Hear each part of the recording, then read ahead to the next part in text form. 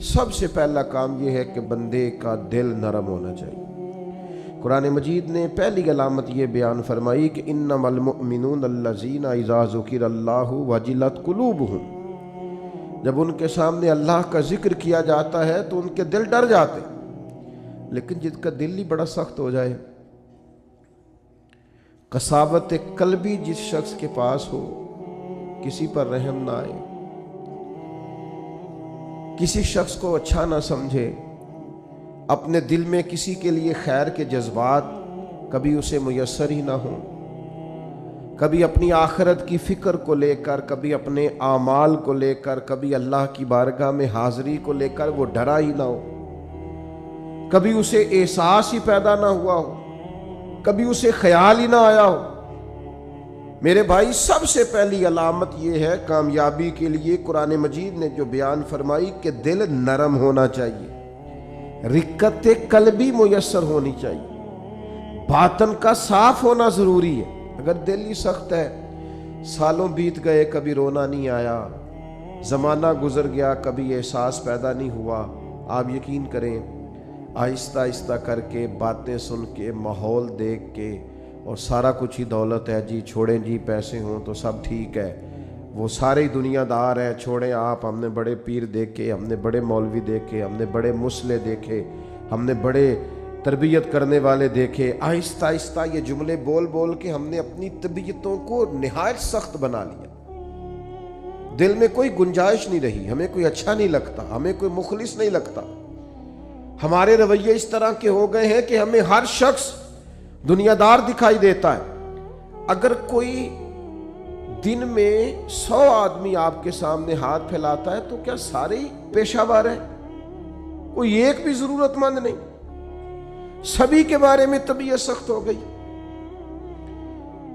اگر آپ نے 20 علماء کے بیانات سنے ہیں تو کیا ایک بھی اللہ کے نام پر مخلص ہو کر دعوت دین نہیں دے رہا؟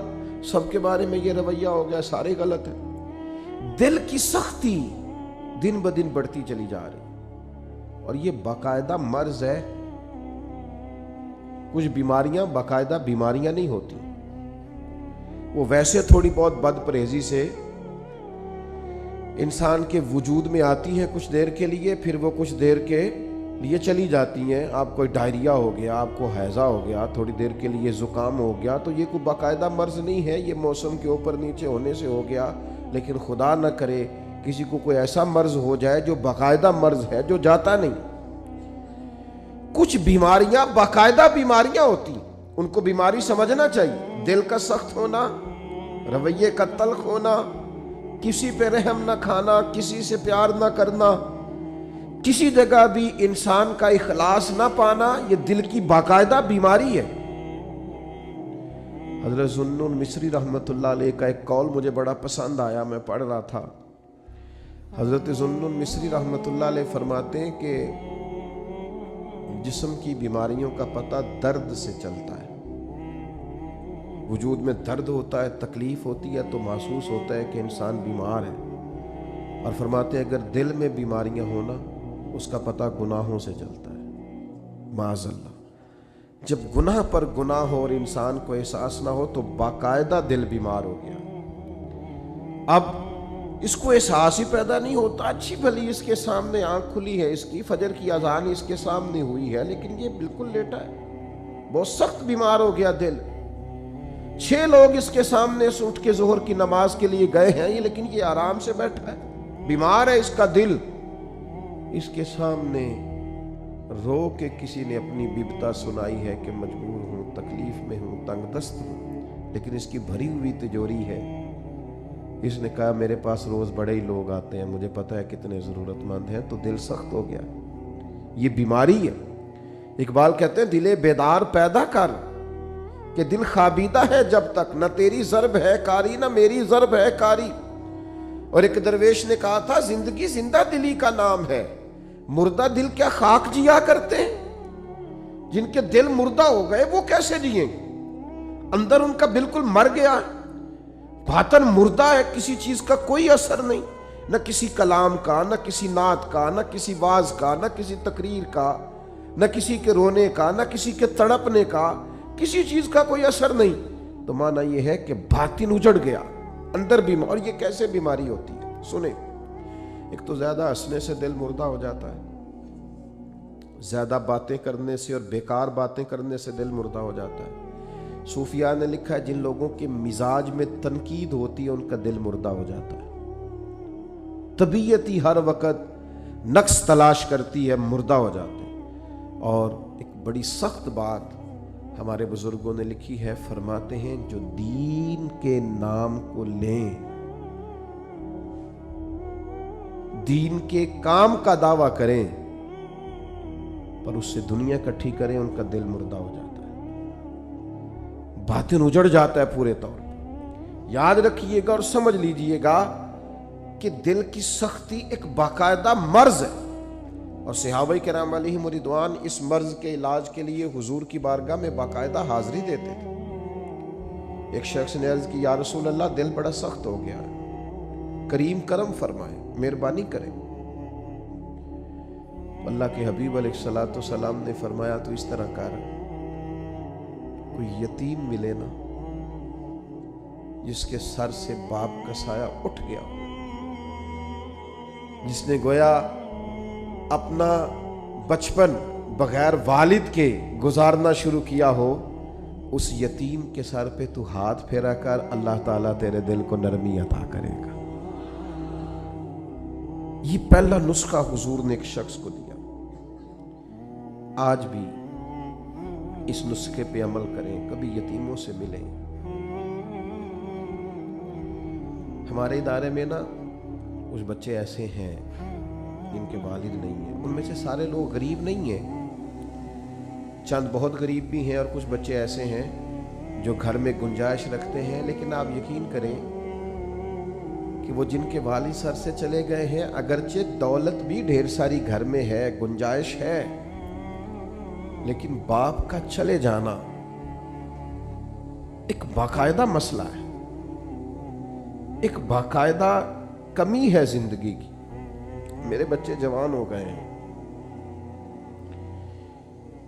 میرے بچوں کے قد مجھ سے کچھ بڑھنے لگے ہیں، لیکن 25-26 سال کا زمانہ بیت گیا ہے ابا جی کو دنیا سے گئے ہوئے. ابھی بھی کسی کو اپنے بیٹے کو گلے لگاتے ہوئے دیکھتا ہوں تو رو پڑتا ہوں. وہ درد ہے کہ وہ جاتا ہی نہیں، وہ کسک ہے کہ وہ ختم ہی نہیں ہوتی، وہ کمی ہے کہ وہ پورا ہونے کا نام ہی نہیں لیتی. اور کبھی کبھی یاد کرتا ہوں والدین کو تو اقبال کا لہجہ مستعار لے کے کہتا ہوں کہ میں تیری خدمت کے قابل جب ہوا تو چل بسی. وہ کہتے ہیں نا ابھی تو ٹائم آیا تھا کچھ دیکھنے کا، اور یہ کہ کچھ دیکھا نہیں. تو یتیم کے سر پر ہاتھ پھیرنے سے دل نرم ہوتا ہے، ان پر شفقت بڑھا دی جائے.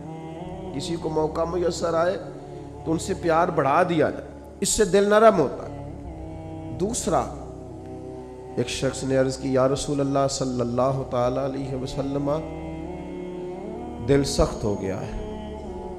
تو اللہ کے حبیب علیہ السلام نے اسے علاج بتایا، فرمایا موت کو کثرت سے یاد کیا کر، دل نرم ہو جائے گا. 1 منٹ کے لیے سوچا کر کہ مسجد میں اعلان ہوگا کہ تیرا انتقال ہو گیا. 1 منٹ کے لیے سوچیں کہ وقت آ گیا جانے کا، آ گئے لوگ جمع ہو گئے، تیاری ہو گئی. اور پھر یہ کہ کونوں میں اور نکروں میں کھڑے ہو کے مشورے ہونے لگے کہ جنازے کا ٹائم کیا رکھنا ہے. اور پھر یہ کہ تصور میں اس بات کو لانا کہ سبھی موجود تھے اور سب کے سامنے قبر بنائی گئی اور قبر میں رکھا گیا اور قبر کو بند کیا گیا. یہ وہ تصور ہے جو دل کو نرم کرتا ہے. یعنی وہ اورنگزیب عالمگیر نے دنیا سے جاتے ہوئے کہا تھا کہ میرے دونوں ہاتھ کفن سے باہر نکالنا، لوگوں کو پتا چلے اتنا بڑا فرما روا دنیا سے جا رہا ہے اور خالی ہاتھ جا رہا ہے، کچھ لے کر کے ساتھ نہیں جانا، کچھ بھی. یہ تصور جب انسان پکا کرتا ہے نا کہ میں نے جانا ہے، دل نرم ہو جاتا ہے. لیکن یہاں جانے کا ارادہ کس کا ہے؟ کوئی پروگرام نہیں. جن کی عمریں بہت بڑی بھی ہو گئی ہیں وہ بھی بیماریوں کو سندیسے تو نہیں سمجھتے، وہ بھی کہتے ہیں بس وہ فلاں بد پرہیزی سے مسئلہ ہو گیا. یہ تو سندیسے ہیں، یہ تو پیغامات ہیں، یہ تو لوٹ جانے کے بہانے۔ جاگنا ہے جاگ لے افلاک کے سائے تلے، پھر حشر تک سوتا رہے گا خاک کے سائے تلے۔ مرنا ہے، چھوڑنی ہے دنیا، جانا ہے، کسی وقت بھی پیغام اجل آئے گا۔ اور جن کو مر جانا ہو وہ اس طرح نہیں جیا کرتے، وہ مرنے کے بعد کے لیے بھی کچھ تیاری کر کے رکھتے۔ کتنی لمبی زندگی، مثلا کتنی، آج تو جو 100 سال کا ہو جائے وہ لوگوں کو عجیب لگتا ہے، کہتے ہیں جی ماشاءاللہ 100 سال عمر۔ اچھا جی واقعی، یہ تو بھئی بریکنگ نیوز بن جاتی ہے۔ کتنا کچھ جینا، موت کا تذکرہ دل نرم کرتا ہے۔ تیسری بات، نبی کریم صلی اللہ تعالی علیہ وسلم سے عرض کیا گیا حضور دل سخت ہو گیا ہے، تو اللہ کے محبوب علیہ السلام نے فرمایا قرآن مجید کی تلاوت کیا کریں، اللہ دل کو نرمی عطا کر دے گا۔ یہ قرآن مجید نا یہ شفا ہے، وَنُنَزِّلُ مِنَ الْقُرْآنِ مَا هُوَ شِفَاءٌ وَرَحْمَةٌ لِّلْمُؤْمِنِينَ۔ یہ قرآن مجید شفا ہے مومنوں کے لیے، اور ایک مقام پہ فرمایا شِفَاءٌ لِّمَا فِي الصُّدُورِ، یہ دلوں کے لیے شفا ہے۔ آپ جب قرآن مجید پڑھیں گے، تلاوت کریں گے تو دل پاک ہوگا، صاف ہوگا۔ آج میں بڑے شوق سے کلام سنتا ہوں بزرگوں کا، آپ بھی سنتے ہیں، میاں صاحب کے کلام کا کیوں اثر ہوتا ہے دل پر، کیوں لوگ رونے لگتے ہیں؟ مختلف بزرگوں کی نعتیں سن کر کیوں دل پہ اثر ہوتا ہے، لوگ رونے لگتے ہیں؟ اس لیے کہ ان کے مفاہیم کا ہمیں پتہ ہے۔ قرآن مجید کی تلاوت سن کر کے دل پر اثر کیوں نہیں ہوتا؟ اس لیے کہ ہم نے ترجمے سے سیکھا ہی نہیں۔ اگر کبھی ہمیں اس کے مفہوم کا پتہ چلے تو ہمیں ڈھیر سارا رونا ہے، ہمارا دل صاف ہو جائے، بہت ساری جگہوں پہ چوٹ لگے۔ تو نبی پاک علیہ السلام نے ایک حال دل کی سختی کا قرآن مجید کی تلاوت کو بتایا۔ ایک مقام پہ نبی پاک علیہ السلام نے خود ارشاد فرمایا ہر چیز کو زنگ لگ جاتا ہے، جیسے لوہے کو زنگ لگ جاتا ہے، فرمایا اسی طرح دلوں کو بھی زنگ لگ جاتا ہے۔ دل بھی زنگ آلود ہو جاتے ہیں، دلوں کو زنگ لگ جاتا ہے۔ اور زنگ، یہ غور کریں، یہ دل کا زنگ نا تھوڑا غور کریں تو پتہ ویسے چل جاتا ہے لگا ہوا ہے آج کل کے نہیں۔ کوئی چیز باہر پڑی رہے نا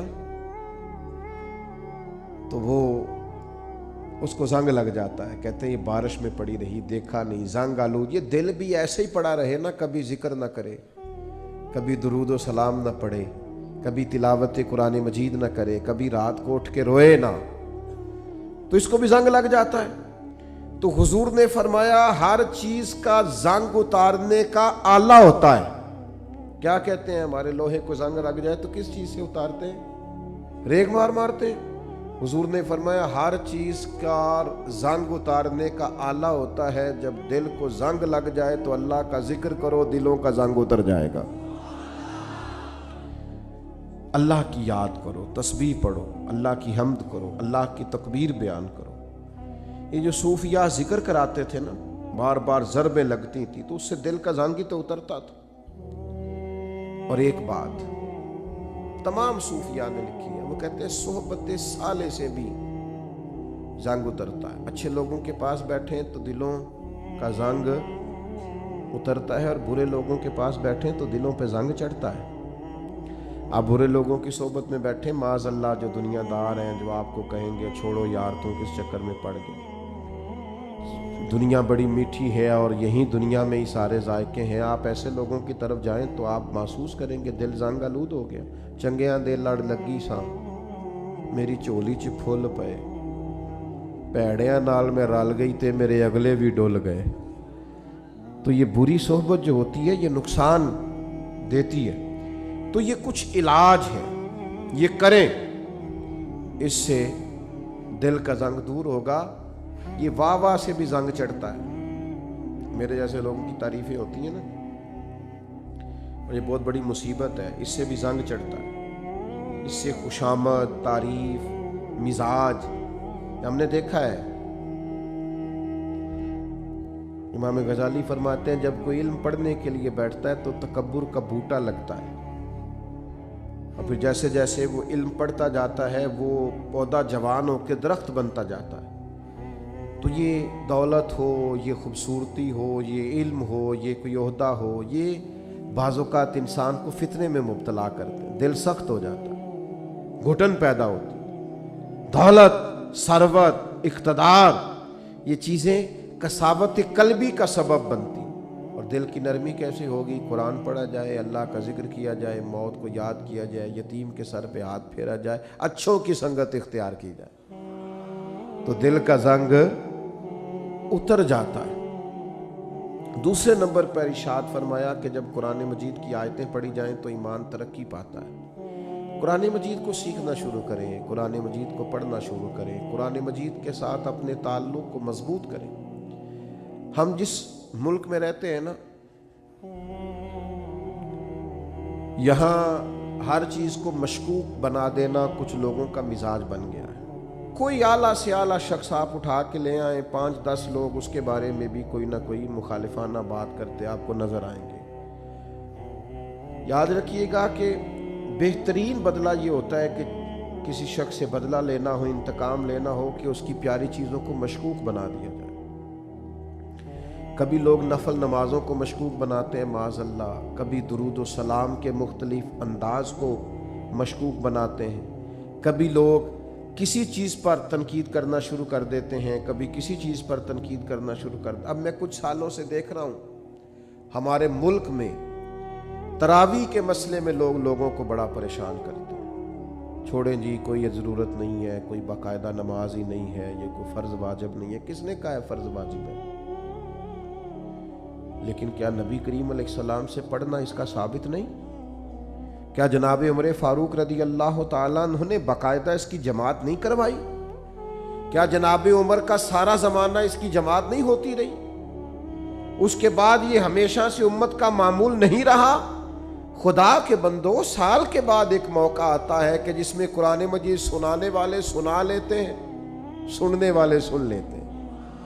एक खूबसूरत तरीका, आप यकीन करें, यहाँ हमारे इदारे में सैकड़ों हुफ़ाज हैं, और मैं एक बच्चे से 3-3 दफ़ा पूछता हूँ, बेटा इस दफ़ा कहाँ कुरान मजीद सुनाना, याद है ना, सुना रहे हो ना? ये पूछने पुछाने में इतना लुत्फ है। और फिर ये कि रात को जब वो सारा दिन कुरान याद करते हैं, और जब वो रात को कुरान पढ़ते हैं, और जब वो कुरान मजीद सुनाते हैं, और जब सुनने वाले कुरान मजीद सुनते हैं, मैं नहीं आपको बता सकता वो ज़ौक़ कि बूढ़े बूढ़े बुजुर्ग भी जब कहते हैं कि मैं इफ्तारी के लिए नहीं आ सकता, इसलिए कि मैंने अपनी मस्जिद में कुरान मजीद सुनना शुरू किया हुआ है, मेरा 23वां पारा हो गया, अगर मैं आपके पास आऊँगा तो मेरे वो पारे जो हैं वो सारे आगे पीछे हो जाएंगे। तुम्हें समझ नहीं आती कि जब इस ज़ौक़ से कुरान पढ़ाया और सुनाया जाए तो अर्श का मालिक राज़ी कितना होता है।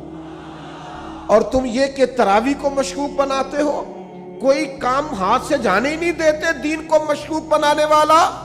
खुदा के बंदे सुन, मेरे नबी पाक का फरमान है, हुजूर ने फरमाया जिसने ईमान और एहतसाब की नीयत के साथ रमजानुल मुबारक में क़याम किया, यानी नफली इबादत की, गुफिरा लहू मा तक़द्दम मिन ज़म्बिक, अल्लाह उसके पिछले सारे गुनाहों को माफ फरमा देगा। तो आप इसको समझते नहीं। फिर हुजूर ने फरमाया कुरान और रमजान ये दोनों बंदे की सिफारिश करेंगे अल्लाह की बारगाह में। कुरान मजीद कहेगा मालिक मैंने रात इसे बेदार रखा था, ये क़याम करता था, पढ़ता था। और रोज़ा कहेगा मालिक मैंने इसे दिन में खाने पीने से रोका रखा था। ये दोनों मिल के शफात करेंगे और अल्लाह ताला ये अमल करने वाले की बख्शिश फरमा देगा। तो कुरान मजीद फरमाता है कि अगर तुम कुरान मजीद की तिलावत करोगे तो उससे तुम्हारे ईमान में तरक्की होगी। आप कुरान मजीद पढ़ते जाएं, ईमान मजबूत होता जाएगा और इंशाअल्लाह ताला गुनाह खुद ब खुद दूर होते जाएंगे। अच्छा, ये ईमान भी मजबूत होता है। ईमान बड़ी शय है, ईमान सबसे बड़ी शय है। ईमान मजबूत हो ना, लो सुनो हदीस और ये याद रखना, और ये एक दो को सुना देना सवेरे। नबी करीम ने हजरत हारसा से पूछा था कैफ़ अस्बह, तो या हारसा आज सुबह कैसी की है? अर्ज की हुजूर इस हाल में की है कि मैं पक्का मोमिन हूं।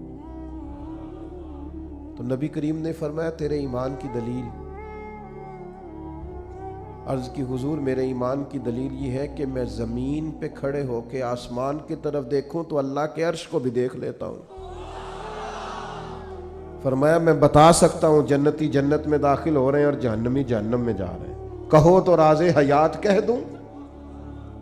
کوئی نہیں سمجھ آئی تو اللہ کرے نہ آئے تو انو سمجھ۔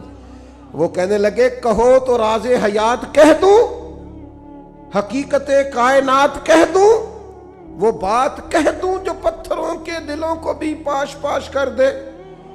لیکن وہاں سے زبان حال سے ارد گرد سے یہ آواز آ رہی تھی، نہیں نہیں رہنے دے، یہی بہتر ہے کہ پردوں میں وہ پردہ پوش رہے، وہ اگر پردے اٹھا دے تو کسے ہوش رہے۔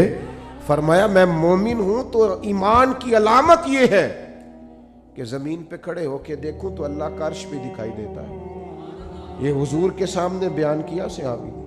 آپ کیا سمجھتے ہیں ایمان معمولی چیز کا نام ہے؟ تو میرے عزیز، ایمان کی مضبوطی حاصل ہوتی ہے قرآن مجید پڑھنے سے۔ پھر ارشاد فرمایا وَعَلَىٰ رَبِّهِمْ يَتَوَكَّلُونَ، وہ اپنے رب پر بھروسہ کرتے ہیں۔ دنیا داروں پر بھروسہ کرنا چھوڑ دیں، مالداروں پر بھروسہ کرنا چھوڑ دیں، امیر رشتہ داروں پر بھروسہ کرنا چھوڑ دیں۔ وہ جن دوستوں نے آپ سے کہا نا کوئی کام ہو جاتے دسیا جی، کوئی حکم ہو جاتے، ان پہ بھروسہ کرنا چھوڑ دیں آپ۔ تسی پھر دسیا جی تو پھر وہ تمہیں دسن گے۔ کوئی کام ہو جاتے، کوئی حکم ہو جاتے، پھر تسا حکم دسنا ہے تو انہیں کہنا تو کل دسنا سی، سویرے ہی منڈا ٹوریا میں۔ تو میرے عزیز بھروسہ اللہ پہ، بھروسہ اللہ پہ، خوب اپنا اعتماد پکا کر لیں۔ ایک روایت میں نے جمعے میں سنائی تھی، میرا دل کرتا ہے آج پھر سناؤں گا۔ فرمایا دو لوگوں کو نا قیامت والے دن حکم ہوگا کہ دونوں، ان کے اعمال معاذ اللہ ایسے تھے کہ ان کے لیے حکم ہے دونوں دوزخ میں چلے جاؤ۔ ایک نے دوڑ لگا دی، بھاگتا ہوا جا رہا ہے جہنم کی طرف، دوسرا 2 قدم اٹھاتا ہے پھر پلٹ کے پیچھے دیکھتا ہے، پھر 2 قدم اٹھاتا ہے پھر پلٹ کے پیچھے دیکھتا ہے۔ دونوں کو واپس بلا لیا، دوزخ کا دروازہ آ گیا، بلا لیا۔ دلوں کے حال جاننے والا رب پوچھتا ہے بھئی تو بڑا بھاگ کے دوزخ کی طرف گیا ہے؟ پتہ اللہ کو ہے سارا ہی۔ پوچھتا ہے تو بڑا بھاگ کے گیا ہے؟ تو وہ بڑا رند مزاج اور بڑا انوکھا آدمی تھا، کہنے لگا مالک تیری زندگی میں مانی نہیں، تو آج تو نے حکم دیا دوزخ میں جاؤ، تو میں نے کہا چلو ایک ہی مان لو، رب کی طرح دوڑ کے جاتا ہوں، چلو مانو، تو حکم تو رب کا ہے نا، چلو جو بھی ہے اللہ نے حکم دیا ہے نا، تو جس بات کا بھی دے دوڑ گیا۔ تو کریم نے دوسرے سے کہا تو بڑے دھیمے دھیمے قدم اٹھاتا ہے، پلٹ پلٹ کے دیکھتا ہے، تو وہ رو پڑا۔ میں نے لگا مالک میرا تیری رحمت پہ بھروسہ بڑا مضبوط تھا، مجھے پتا تھا بے شک فیصلہ ہو گیا ہے، پر تو نے معاف کاری دینا، تو نے کرم کاری دینا ہے۔ کریم جب غالب آتا ہے تو کرم کاری دیتا ہے، تو نے معاف کر دینا۔ مجھے امید تھی، حکم بھی ہو گیا، فیصلہ بھی ہو گیا، میں دوزخ کی طرف جانے بھی لگا، پر بار بار اندر سے آواز آتی تھی پریشان نہ ہو، آواز آئے گی، پریشان نہ ہو وہ بلائے گا، پریشان نہ ہو رحمت ہو جائے گی۔ مالک دوزخ کا دروازہ آ گیا، پر میرا تیری ذات پر بھروسہ نہیں ٹوٹا، اور جب تیری آواز آئی نہ کہ واپس آؤ، تو میرے گویا اندر ہی اندر نعرے لگنے لگے کہ آ گئی ہے نا آواز، ہو گیا نا کرم۔ تو اللہ نے فرشتوں سے فرمایا دونوں کو جنت میں داخل کر دو۔ بھروسہ اللہ پہ رکھیں اور امید اللہ سے رکھیں، اپنے رب پر ہمیشہ مضبوط ایمان رکھیں۔ اور چوتھی بات ارشاد فرمائی الذین یقیمون الصلاۃ، صحیح نماز پڑھا کرو، دل لگا کے نماز پڑھا کرو، پیشانی ذرا جما کے نماز پڑھا کرو، ذرا غور کیا کرو کہ یہ سبحان ربی الاعلیٰ کا معنی کیا ہے، یہ سبحان ربی العظیم کا ترجمہ کیا ہے، یہ جو تم سمیع اللہ لمن حمیدہ کہتے ہو تو اس کے اندر سے کیا مفہوم واضح ہوتا ہے۔ ذرا دل جمی سے، ذرا ذوق سے، ذرا اس طرح پڑھا کرو کہ مجھے سوز دے، مجھے ساز دے، مجھے نیم شب کا نیاز دے، مالک دم سجدہ میں خود کو ہی توڑ دوں، مجھے ایسا ذوق نماز دے۔ کبھی شوق سے، کبھی درد سے، کبھی دل کرے کہ یار میں اٹھوں ذرا وضو کروں، 2 نفل نہ پڑھوں، میں ذرا جم کے سجدہ، پیشانی کو اگر سجدے کی لذت مل جائے کمال ہو جاتا ہے، یہ کرم ہو جاتا ہے۔ اور کسی نے کہا تھا میرا مالک میرے جرم عیاں کرتا نہیں اور سجدے میرے چہرے پہ سجا دیتا ہے۔ یہ دیکھو نا، کئی لوگوں کے جسم کچھ لوگوں کا ایسا نرم ہوتا ہے کہ سجدوں کا نشان پڑ جاتا ہے، لوگ اس کو محراب بھی بولتے ہیں، لیکن یہ بنیادی طور پر اپنی اپنی جسمانی ساخت ہوتی ہے۔ زیادہ کچھ لوگ بڑے نمازی ہوتے ہیں پر چہروں پر نشان نہیں ہوتا، یہ جسمانی ساخت کا مسئلہ ہوتا ہے۔ عام دام برسر مطلب خوب نماز پڑھے دل جما کے، اور پھر فرمایا وَمِمَّا رَزَقْنَاهُمْ يُنْفِقُونَ، جو ہم نے انہیں دیا اس میں سے ہماری راہ میں خرچ کرتے ہیں۔ پتہ ہے کس حد تک خرچ کرنے کا حضور نے فرمایا؟ نبی پاک علیہ السلام نے فرمایا ایک کھجور اللہ کے رستے میں صدقہ جب تم دیتے ہو نا، ایک کھجور جب تم اللہ کے رستے میں اخلاص کے ساتھ صدقہ دیتے ہو تو اللہ تعالیٰ اسے اپنے دائیں ہاتھ میں لے لیتا ہے جو اس کی شان کے لائق ہے، اور پھر اللہ اسے قبول کر کے اپنے دائیں ہاتھ میں لیتا ہے جو اس کی شان کے لائق ہے، اور اسے اتنا بڑا کر دیتا ہے، اس کھجور کو اتنا بڑا کر دیتا ہے کہ پہاڑ بنا دیتا ہے، اور اس ایک کھجور کی برکت سے ہی اللہ تعالیٰ بخشش فرما دیتا ہے۔ خرچ کریں اللہ کے راستے میں، خوب خرچ کریں، اور یہ کر کے دیکھیں کہاں سے خرچ کرنا شروع کرنا ہے۔ نبی پاک علیہ السلام نے فرمایا گوشت پکاؤ تو شوربہ زیادہ کر لو، پڑوسیوں کو بھی شامل کر لیا کرو۔ فرمایا 2 کا کھانا 3 کے برابر اور 3 کا 4 کھا لیں، بس یہ کہ سب کو شامل رکھو، سب کو شامل۔ کچھ لوگ ایسے ہوتے ہیں جو اپنے دسترخوان کو وسیع نہیں کرتے۔ آپ خرچ کرنے کا مزاج بنائیں، اللہ توفیق بھی عطا کر دے گا۔ دینے کا جب انسان ارادہ کرتا ہے تو پھر وسعت بھی آ جاتی ہے۔ تو میرے بھائی، یہ چیزیں پیدا کرنی اپنی طبیعت میں۔ 2-4 گزارشات میں نے تیزی سے آپ کی خدمت میں عرض کر کے اپنی بات کو سمیٹنا ہے۔ سب سے پہلے میری گزارش آپ سے یہ ہے کہ اپنی کوتاہیوں پر خاص نظر کریں، زندگی میں اپنی غلطیوں کو ضرور ڈھونڈیں۔ ہمارے صوفیانہ اپنی اصطلاحات میں ایک اصطلاح بیان کرتے ہیں دید قصور، یعنی اپنی غلطیوں کا نظر آنا۔ کچھ لوگ ایسے ہوتے ہیں جنہیں جگ کی غلطیاں نظر آتی ہیں، سب کی غلطیاں نظر آتی ہیں، اپنی نہیں نظر آتی۔ اپنی غلطیوں کو تلاش کریں، اپنے گناہوں کو تلاش کریں، اور پھر ان کی اصلاح کے لیے ایک پورا منظم منصوبہ بنائیں، اور اس منصوبے کے تحت اپنی تربیت کریں۔ کب تک ایسے ہی گھومنا ہے اور کب تک یہ کہنا ہے کہ انشاءاللہ تعالیٰ بس دعا کرے میں ٹھیک ہو جاؤں؟ اپنی کمزوریوں کو تلاش کر کے ڈھونڈ کے ان کی اصلاح پر پورا زور لگا دیں۔ نبی پاک علیہ السلام نے فرمایا جب بندہ اعتراف کر کے توبہ کرتا ہے نا، یا اللہ میرے اندر یہ غلطی ہے، میں بھول گیا تھا، جب اعتراف کر کے توبہ کرتا ہے تو اللہ اسے معاف فرما دیتا ہے۔ تو اپنی کوتاہیوں کو ضرور تلاش کریں۔ ایک دوسری گزارش آپ کی خدمت میں عرض کرنی ہے، ان لوگوں کی سنگت اور صحبت چھوڑ دیں جن کی وجہ سے ہمارے مزاج میں، ہماری سوچوں میں، ہمارے لب و لہجے میں بگاڑ پیدا ہوتا ہے۔ ان لوگوں کے قریب آ کے بیٹھیں جن کے پاس بیٹھنے سے ہمارا ایمان پختہ ہوتا ہے، ہمارے اندر روحانیت پیدا ہوتی ہے، ہمارا نیکی کی طرف دل مائل ہوتا ہے۔ بری صحبت مکمل چھوڑ دیں۔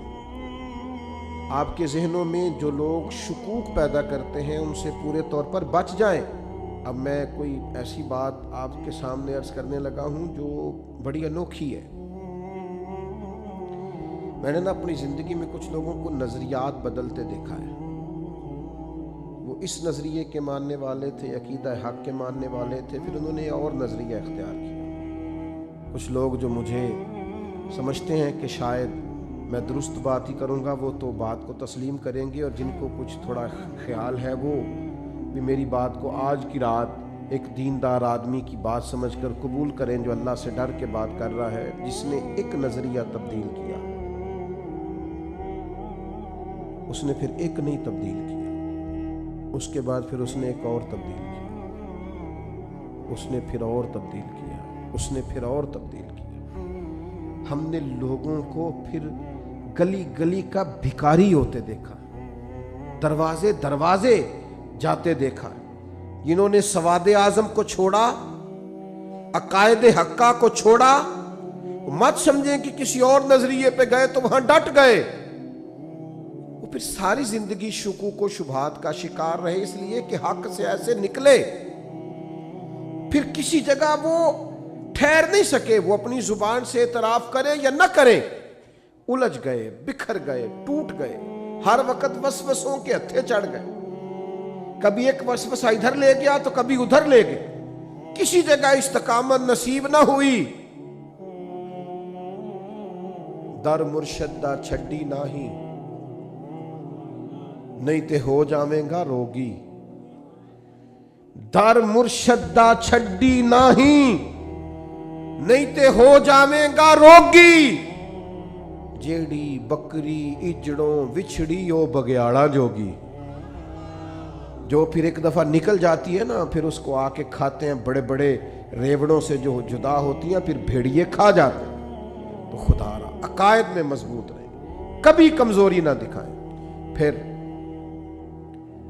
ایک بات جس پر میں نے آج اپنی ساری گفتگو کو سمیٹنا ہے، آپ کبھی بھی کپڑوں سے مزین نہیں ہو سکتے، آپ کو زینت کبھی بھی لباس سے، گھر سے، گاڑی سے کبھی نہیں ملے گی۔ بڑی گاڑی سے اگر نکلنے والا بدتمیز ہو تو کبھی بھی لوگ اسے خوبصورت انسان نہیں سمجھتے۔ مہنگے کپڑے پہننے والے کی حرکتیں اگر بڑی چھوٹی ہوں تو لوگ کبھی بھی اسے کوئی بڑا آدمی یا بڑا انسان نہیں سمجھتے۔ وہ بہت بڑی کرسی سے نیچے اترے لیکن اس کا لب و لہجے سے چھچورا پن ظاہر ہو تو کبھی بھی لوگ کوئی مہذب انسان نہیں سمجھتے۔ ہم نے سمجھ لیا ہے کہ کپڑوں سے، اور یہ کہ گاڑی سے، اور یہ کہ گھر سے، اور یہ کہ میرے ہاتھ میں پکڑے ہوئے موبائل سے، اور یہ کہ میں ٹیلی فون پہ جو باتیں کروں اور میں 10-20 لوگوں کو بتاؤں کہ جی اللہ کا شکر ہے جی بڑے پیسے ہیں جی، فلاں بھی خرید لیا، اب یہ بھی خریدنا ہے، اب ادھر بھی جانا ہے، اس سے کبھی آپ کا وقار نہیں بڑھے گا۔ آپ کا اعلیٰ اخلاق، آپ کا تقوی، آپ کی عبادت، آپ کا اللہ سے ڈرنا، آپ کا حسن سلوک، نیک اعمال آپ کو زینت دیں گے۔ انسان ہمیشہ عاجزی سے خوبصورت ہوتا ہے، وفادار لوگ خوبصورت ہوتے ہیں، جو لوگ خیرخواہ ہوتے ہیں، دوسروں کا بھلا کرتے ہیں، وہ خوبصورت لوگ ہوتے ہیں۔ خوبصورت بنیے۔ نوجوانوں سنو، بتایا ہوگا تمہیں لوگوں نے کہ پیسہ ہی سارا کچھ ہے، پیسہ بڑا کچھ ہے پر سب کچھ نہیں ہے۔ بتایا ہوگا کسی نے کہ تعلقات ہی بڑا کچھ ہوتے ہیں، تعلقات بھی کچھ ہوتے ہیں پر سب کچھ نہیں ہوتے۔ کہا ہوگا کسی نے کہ عہدہ بڑا کچھ ہوتا ہے، عہدہ کچھ ہوتا ہوگا پر سب کچھ۔ سب سے زیادہ انسان خوبصورت اچھے اعمال سے لگتا ہے، خوبصورتیوں سے لگتا ہے، اس کے لہجے کی سچائی، اس کے انداز کا دھیما پن، اس کے بات کرنے کا ٹھہراؤ، اس کا ملنے جلنے کا خوبصورت انداز، اس کا بات ماننے کا طریقہ، یہ بڑا خوبصورت ہوتا ہے۔ آپ کو پتہ ہے جو بچہ زیادہ بات سب کی مانتا ہے وہ بچہ سب کو پیارا لگنے لگتا ہے، ماں باپ کا بھی فرما بردار ہوتا ہے، اساتذہ کا فرما بردار ہوتا ہے، گلی محلے میں بھی کوئی اسے کام بتا لیتا ہے۔ یہ خوبصورت بچہ اپنی فرما برداری کی وجہ سے خوبصورت ہوا ہے۔ اعمال حسنہ سے اپنے آپ کو زینت دیں، اپنی کوتاہیاں ایک ایک کر کے چھوڑنی شروع کریں، اپنی غلطیاں ایک ایک کر کے اپنے وجود سے نکالنی شروع کریں۔ نوجوانوں سے کہوں گا بے پناہ مشقت کریں، آگے بڑھنے کے لیے جد و جہد کا راستہ اختیار کریں، چور دروازہ کبھی اختیار نہ کریں۔ آپ کی خدمت میں بڑے درد سے یہ اپیل کروں گا، فقط اپنے لیے جینا نہ شروع کریں۔ مسلمان شجر سایہ دار کی طرح ہوتا ہے، اس کے سائے میں بڑے سارے لوگ اپنے آپ کو ٹھنڈک میں اور چھاؤں میں محسوس کرتے ہیں۔ جب بھی منصوبہ بندی کریں اس میں بہت سارے لوگوں کو شامل کریں، بہت ساروں کے لیے ارادے کریں، اچھی نیتیں اور اچھے پروگرامز کے ساتھ آگے بڑھیں۔ آپ محسوس کریں گے کہ آپ کا قد بھی بڑا ہو رہا ہے اور آپ کا سینہ بھی چوڑا ہو رہا ہے۔ اور پھر ایک آخری گزارش جس پر میں نے اپنی بات کو ختم کر دینا ہے، اللہ کی معرفت حاصل کریں۔ اللہ کی معرفت کیا ہے؟ آپ کو محسوس ہو جانا چاہیے کہ کن کاموں سے میرا رب راضی ہوتا ہے، کن کاموں سے ناراض ہوتا ہے۔ حضرت رابعہ بصریہ رحمۃ اللہ علیہا جس دن بیمار نہیں نہ ہوتی تھیں، اللہ کے حضور عرض کرتی تھی مالک تو کہیں ناراض تو نہیں ہو گیا، تو مجھے بیمار کرتا ہے تو میں زیادہ تڑپ کے تیرا نام لیتی، مجھے کسی مشکل میں ڈالتا ہے تو میں سمجھتی ہوں کہ رب کریم مجھ سے راضی ہے۔ بھائیو، معرفت حاصل کریں۔ اس کا سب سے زبردست طریقہ یہ ہے کہ گھنٹوں دعا مانگیں، گھنٹوں۔ دیکھو میں نے کیا بول دیا ہے، لمبی لمبی دعائیں، خوب دعائیں، وسیع دعائیں۔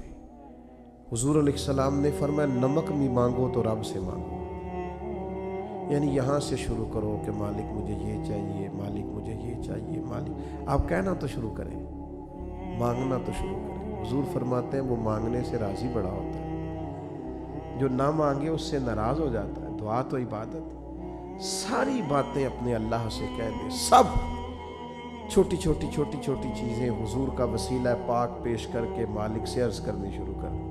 کچھ درخواستیں دے دیں اللہ کے حضور، آپ یقین کریں وہ ایسے قبول ہوں گی کہ ان کے نظارے نظر آئیں گے، ارد گرد آپ کو محسوس ہوگا۔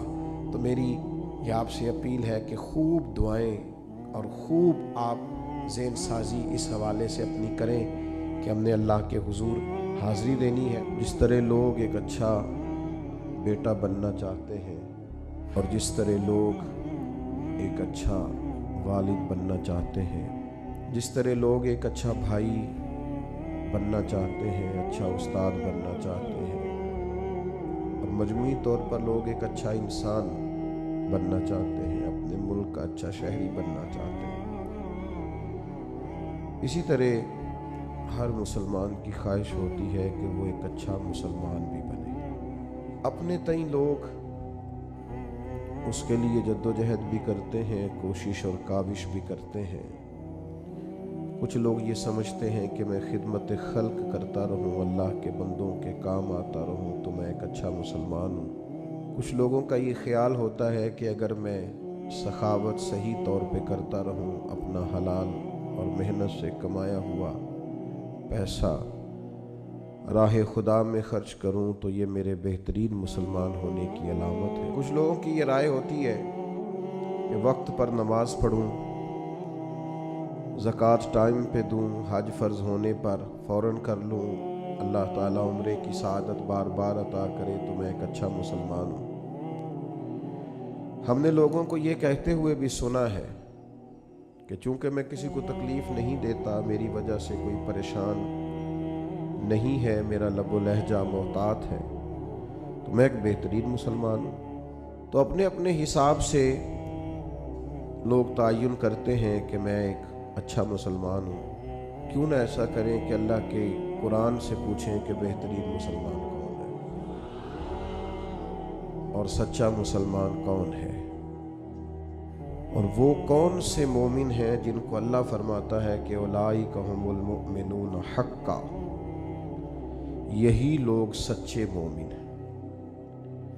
قرآن مجید کی سورہ انفال اللہ تعالیٰ نے ارشاد فرمایا انما المؤمنون الذین اذا ذکر اللہ وجلت قلوبہم واذا تلیت علیہم آیاتہ زادتہم ایمانا وعلی ربہم یتوکلون۔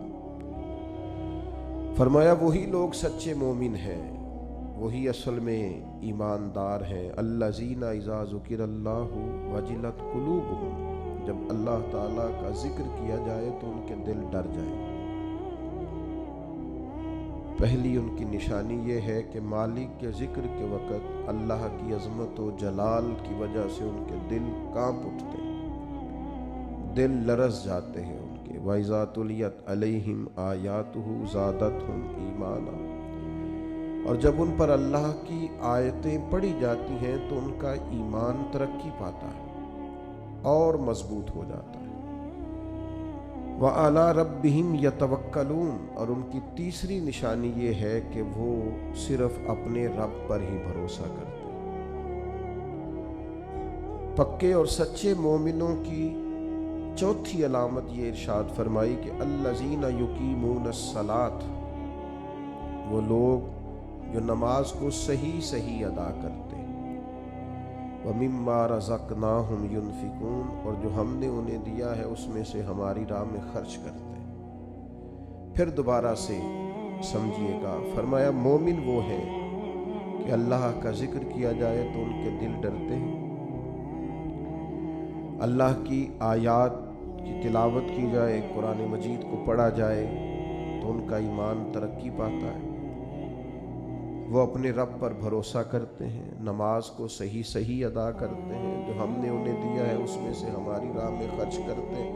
5 अलामतें जिनमें पाई जाएं, रब फरमाता है उलाइका हुमुल मुमिनून हक्का, ये सच्चे मोमिन हैं, ये हकीकी मुसलमान हैं। ऐ अल्लाह, ये 5 काम इन लोगों ने कर लिए, इन 5 कामों पर इन्होंने इस्तकामत इख्तियार कर ली, ये 5 औसाफ, ये 5 खूबियां इन लोगों ने अपने अंदर पैदा कर ली। तेरा ऐलान करम हुआ कि ये सच्चे मोमिन हैं, तो इन्हें मिलेगा क्या, तो इन्हें अता क्या करेगा? तो रब करीम ने फरमाया 3 इनाम दूंगा मैं इन्हें।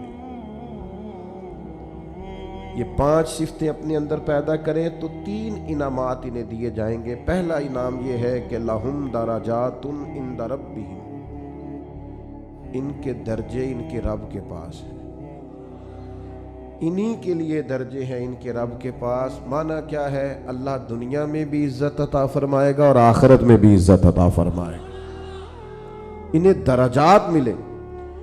दुनिया में भी अल्लाह तबारक व तआला इनको वक़ार, शान, इज्जत, अजमत, बुलंदी और रिफ़त अता करेगा, और आखिरत में भी 5 सिफतें जिनमें पाई जाएं उन्हें पहली शान ये मिलेगी कि अल्लाह के हुजूर उनके दर्जात होंगे, और दूसरा इरशाद फरमाया व मग़फ़िरा, और अल्लाह इनकी बख्शिश भी फरमा देगा।